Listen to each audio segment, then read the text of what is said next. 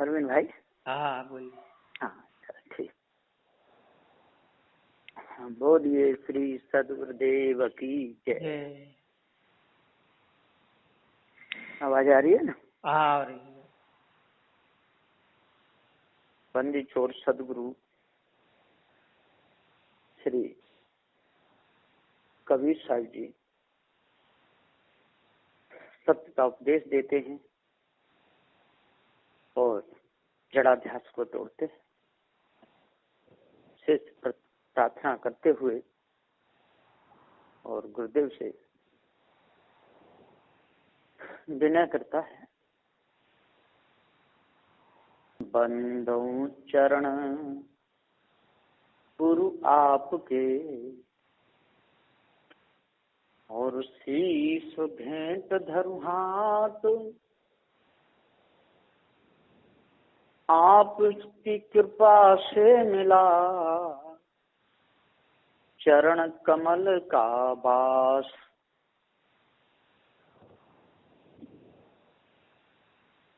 बंदी छोर सदगुरु श्री कबीर साहब ने पारक ज्ञान कराया, जड़ चेतन का पूरा भेद बताया। किसी प्रकार की कोई भी कसर नहीं रखी। कसर है तो हमारे अंदर है, सदगुरु के उपदेश में कोई कसर नहीं। हम स्वयं अपने आप को अनादिकाल से भूले हुए हैं और इतने भूल गए हैं कि अब वो भूल हटाने से नहीं हटती है। जैसे कढ़ाई लोहे की हो और उसमें जंग लग जाए और वो जंग नहीं हटाई जाए तो एक दिन वो जंग इतनी विशेष लग जाती है कि वो जंग निकालने से नहीं निकलती और ज्यादा यदि उसको घिसा जाए तो कढ़ाई फूट जाती है, लेकिन वो जंग हटती नहीं। तो जंग हटाने के लिए, जंग को अलग करने के लिए एक पारक ज्ञान है, सर्वोपरि है।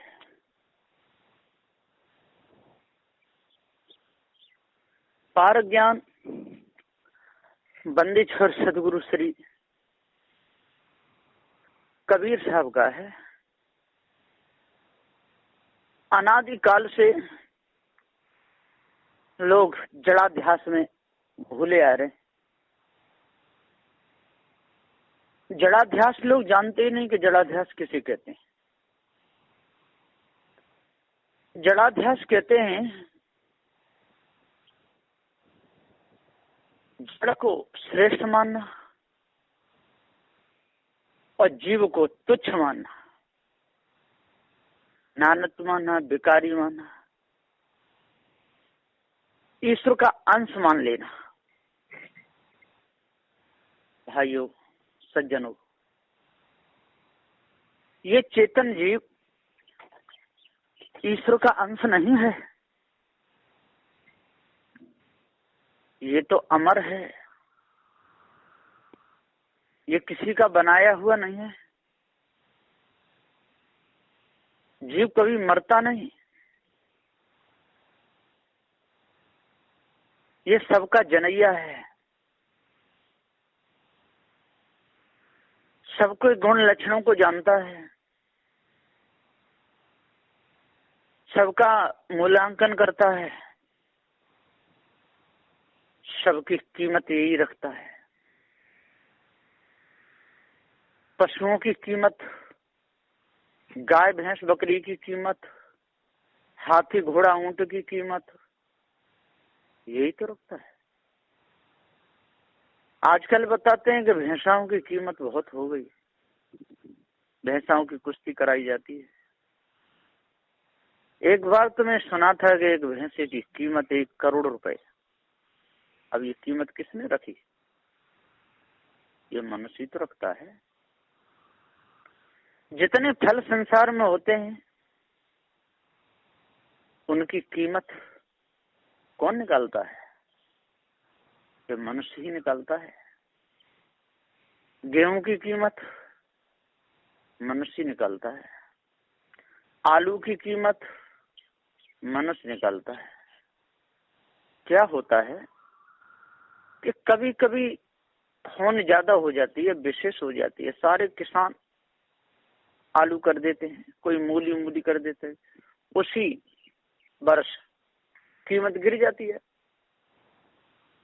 और किसी समय कम करते तो उसी वस्तु की कीमत बढ़ जाती है। लेकिन घटाना बढ़ाना ये मनुष्य के हाथ में बात है।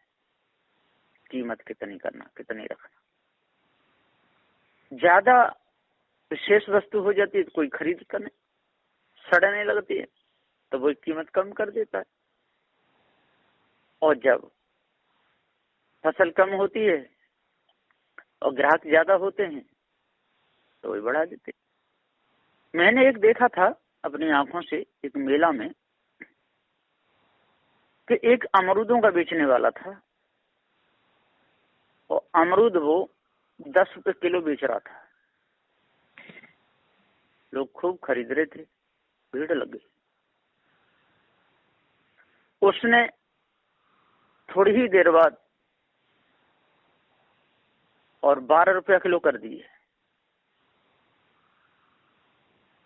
12 रुपया किलो में लोग खरीदते रहे, फिर पूर्ति नहीं पड़ रही थी तो उसने 15 रुपया किलो कर दिए।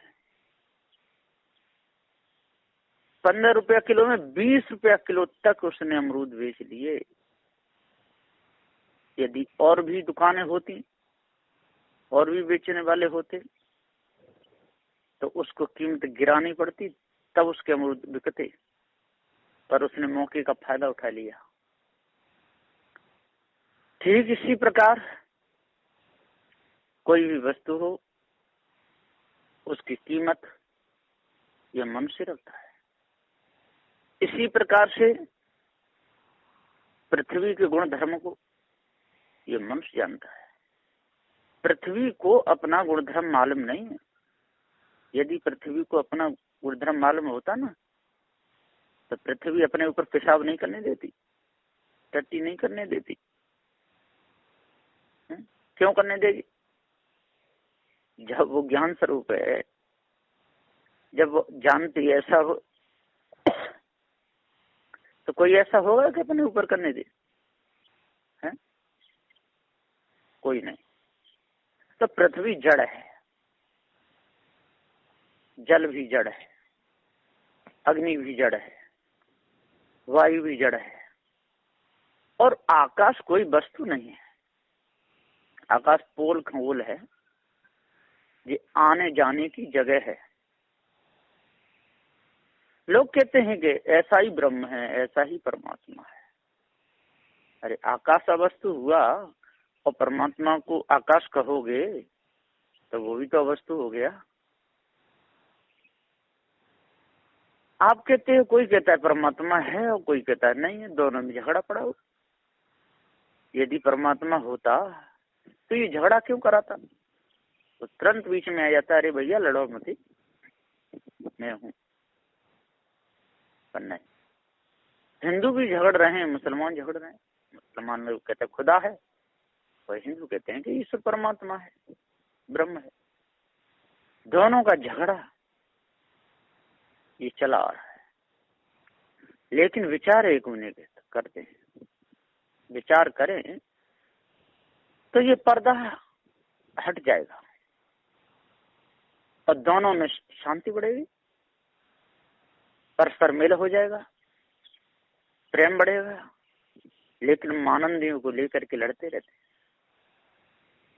सदुदेव कहते हैं, भैया मानंदी में क्यों फंसते हो?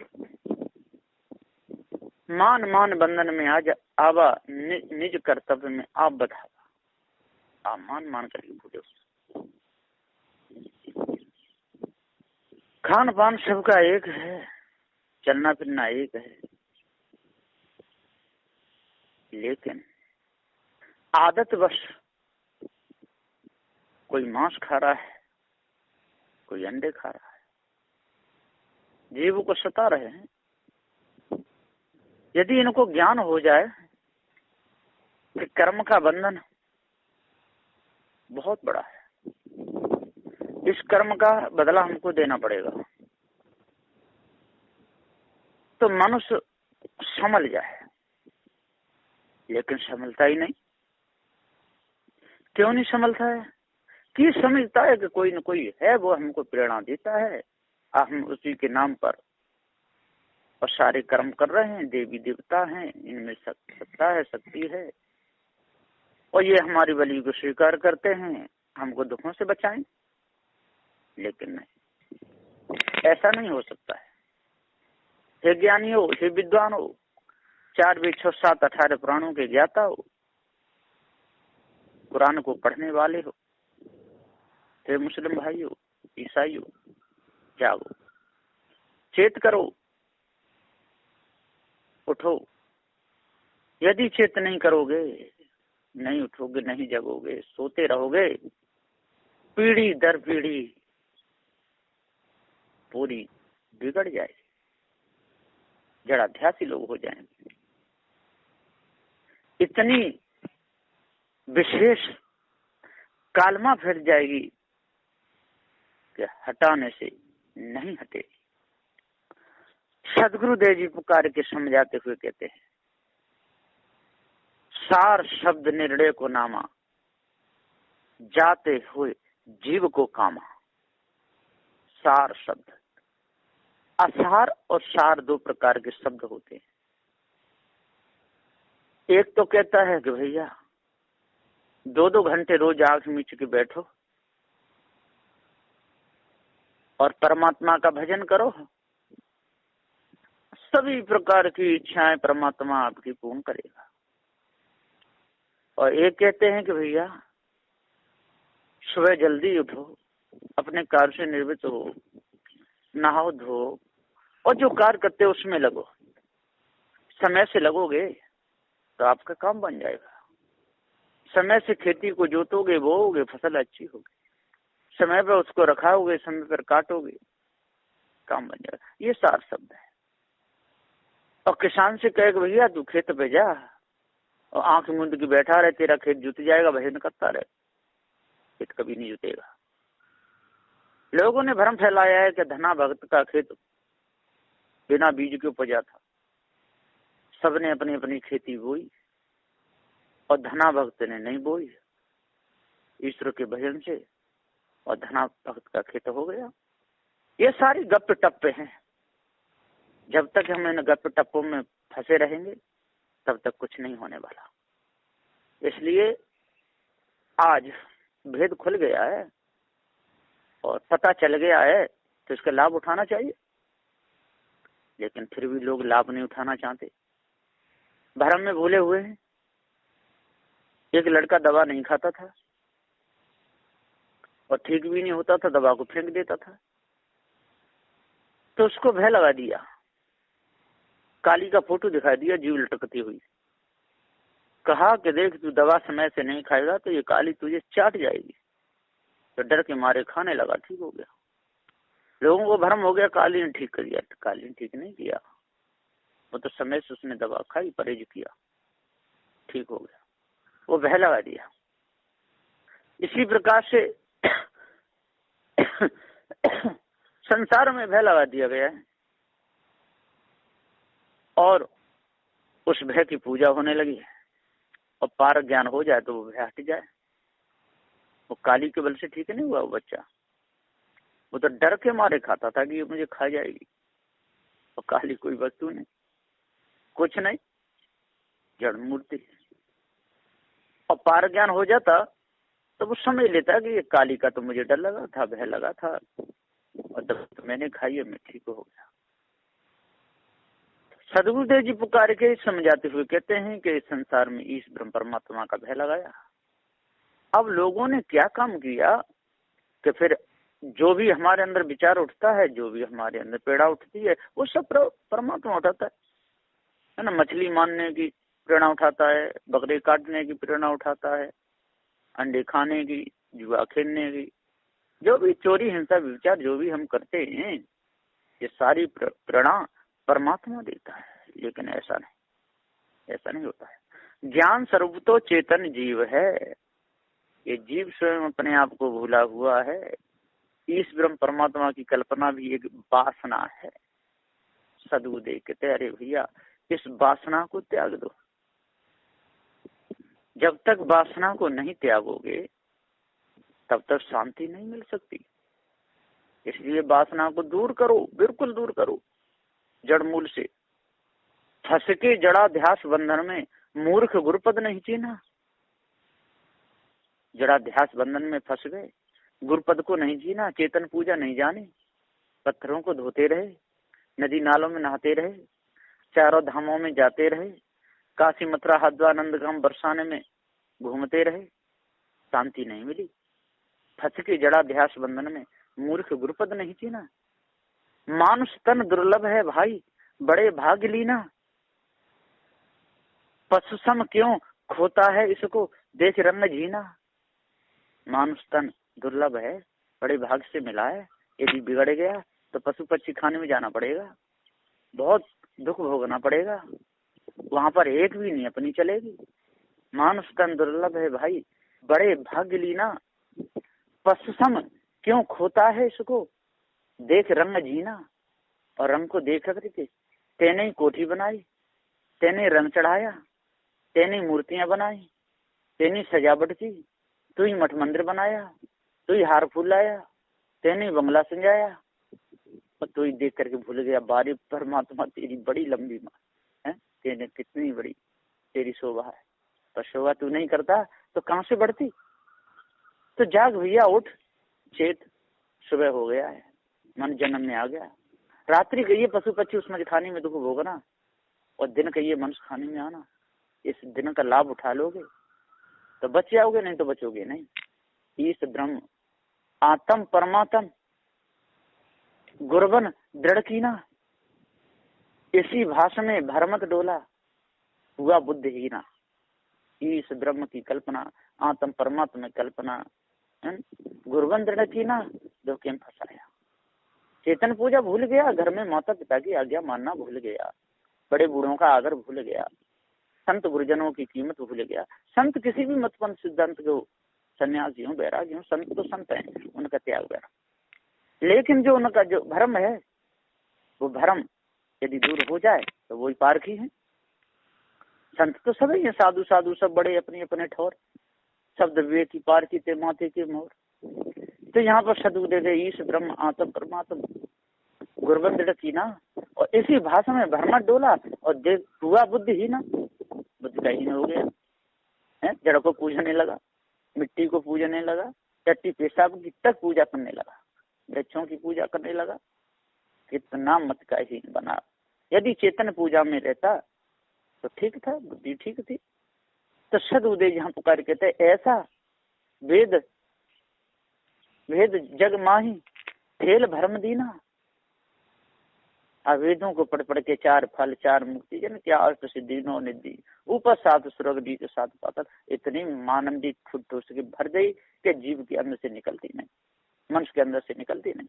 जैसे बीड़ी में तम्बाकू भर देते ना, ठूस ठूस करके, तो निकलती नहीं। ऐसे निकालने से नहीं निकलती। विरोध और करने लगते हैं कि पारकी संत क्या कहते हैं, साधु कबीर साहब जी क्या कहते हैं। पर साधु श्री कबीर साहब ने सबका भला चाहा, चाहे हिंदू हो, मुस्लिम हो, ईसाई हो, पारसी हो, यद्वी हो, स्त्री हो, पुरुष हो, हिजड़ा हो, कोई भी हो, जो भी इस ज्ञान को अपने अंदर उतारेगा उसका भला जरूर होगा, उसकी मत ठीक हो जाएगी। तो ऐसा वेद वेद जग माही और ठेल भरम दीना। अमृत के धोखे में तूने जहर पान कीना।